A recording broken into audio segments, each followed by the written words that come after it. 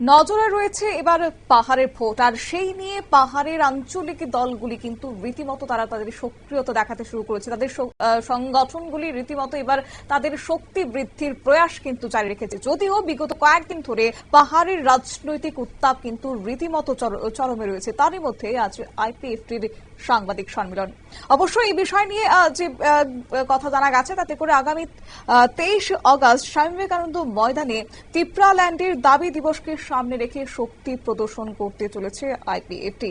তিনটি গুরুত্বপূর্ণ বিষয় নিয়ে সাংবাদিক সম্মেলন করেছেন আজ আইপিএফটির সাধারণ সম্পাদক স্বপন দেববর্মা। কি বললেন তিনি, শুনুন। আজকের যে প্রেস মিটের যে উদ্দেশ্য, যে 2 নাম্বার হলো যে আগামী 23 তারিখ অগস্ট 2025 আস্তাবল ময়দানে আইপিএফটি,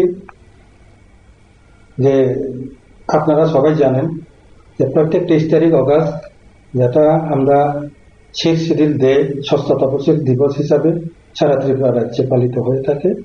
ওই দিনে আমরা ওই দিনটিকে তিপ্রাল্যান্ড দাবি দিবস হিসাবে আইপিএফটিরা পালন করে এসেছে প্রথম থেকে, শুরু থেকে 2009 থেকে আজ অব্দি। এই অনুষ্ঠান আমরা প্রত্যেক বছরে দিল্লির যন্তর মন্ত্রে আমরা প্রোগ্রাম করত। এইবার যেহেতু আমাদের সামনে 2026 এডিসি ইলেকশন আছে, যে কারণে দিল্লির যে প্রোগ্রাম 23 তারিখ অগস্টে, যেহেতু আমরা প্রত্যেক বছর, সেটা আমরা 23 তারিখ অগস্টে না গিয়ে ত্রিপুরা রাজ্যে আমরা এই আগরতলা শহরে এই অনুষ্ঠানটা করতে যাচ্ছি। এই অনুষ্ঠানের মধ্য দিয়ে আপনারা শুনলেন তাদের বক্তব্য। মূলত যে তিনটি বিষয় তারা আজ রাখলেন। শুরুতেই মেঘালয়ে 29 জুলাই একটি সভা হয় এবং সেই সভায় সিদ্ধান্ত হয় দিল্লির যন্তর মন্তরে সিটিং ডেমনস্ট্রেশন করা হবে ডিসেম্বর মাসে। দ্বিতীয়ত তিপ্রাল্যান্ডের দাবি দিবস উপলক্ষে স্বামী বিবেকানন্দ ময়দানে মিছিল করে রাজ্যপালের কাছে পৃথক রাজ্যের দাবি জানিয়ে ডেপুটেশন প্রদান করা হবে। এছাড়াও ভারতের নির্বাচন কমিশনের আর্জি জানায় ভোটার তালিকা সংশোধন করার।